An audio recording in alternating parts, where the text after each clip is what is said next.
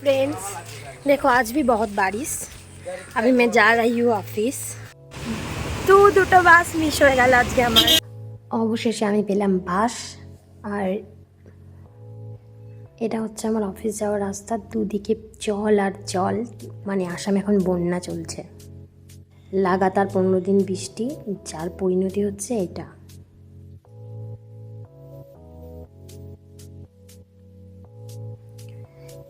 এরপর আর যাওয়ার রাস্তা নেই, অন্য একটা রাস্তা দিয়ে আমাকে এখন যেতে হবে ঘুরে ঘুরে আমার সেন্টারে।